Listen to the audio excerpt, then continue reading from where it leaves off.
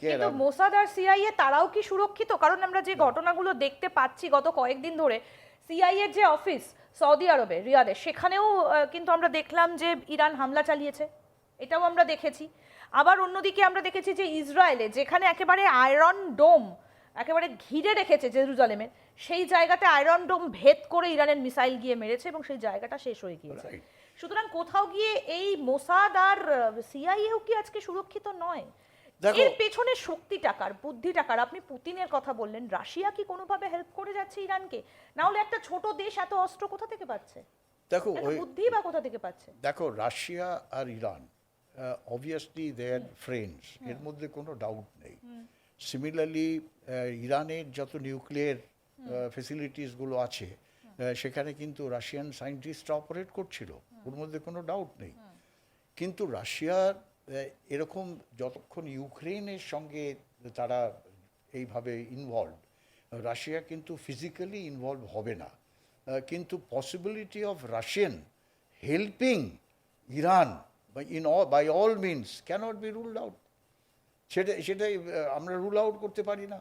কিন্তু তার এভিডেন্স আমি দিতে পারবো না কি রাশিয়া এদের সাপ্লাই করছে বা করছে না।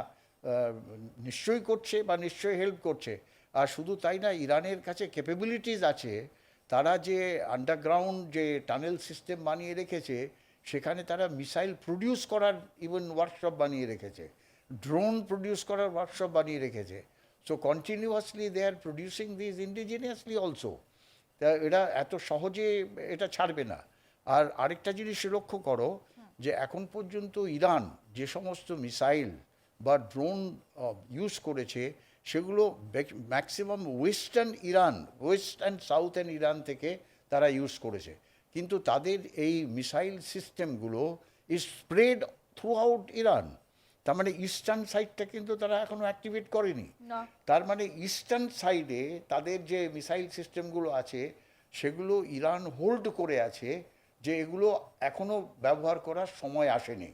যদি সময় আসে তখন আমরা এগুলো ব্যবহার করব। সেটা কত দূর পর্যন্ত? কারণ দুটো ঘটনা ভীষণভাবে তাৎপর্যপূর্ণ। একটা হচ্ছে যে সাইপ্রাস পর্যন্ত অ্যাটাক করে দিয়েছে। সাইপ্রাসে অ্যাটাক করা মানে হচ্ছে ইউরোপের মূল ভূখণ্ডে মোটামুটি পৌঁছে গেছে।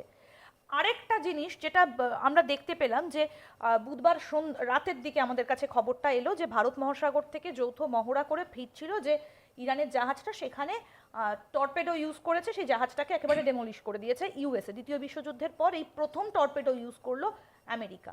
এবার তাহলে কি এই রিটালিয়েটটা করার জন্য তারা অপেক্ষা করছে? কার বুদ্ধিতে এটা? তা দেখো, প্রথমে সাইপ্রাসের কথাটা বলি, ভেরি ইন্টারেস্টিং।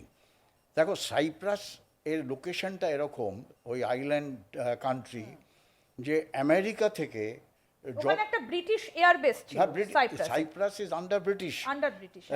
কিন্তু সাইপ্রাসের লোকেশনটা এরকম যে আমেরিকা থেকে, মেইনল্যান্ড আমেরিকা থেকে যে কোনো এয়ারক্রাফট বা নেভি, যে কোনো নেভাল ক্রাফট, তারা যদি এই ইরানের দিকে আসতে চায়, ইট ইজ এ ট্রানজিট পয়েন্ট।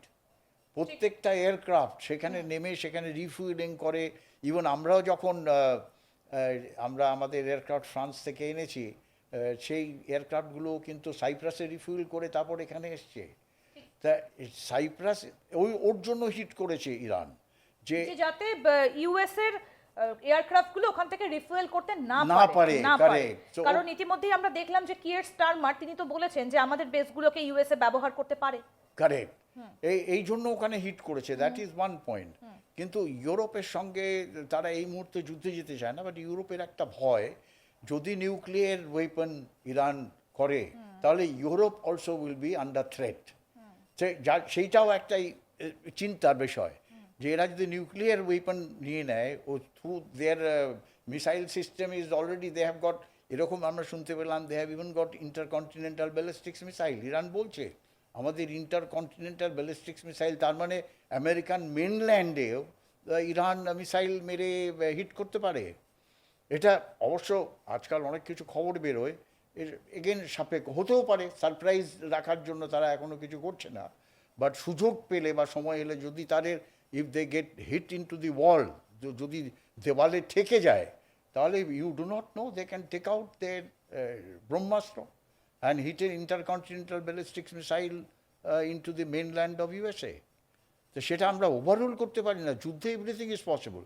এবারে সেকেন্ড জিনিসটা যেটা আসে, সেকেন্ড পয়েন্ট তুমি যে বললে, দেখো এটা কিন্তু অত্যন্ত শকিং একটা দুঃখজনক ব্যাপার আমি বলবো, যেটা ইউএস এর করা উচিত হয়নি।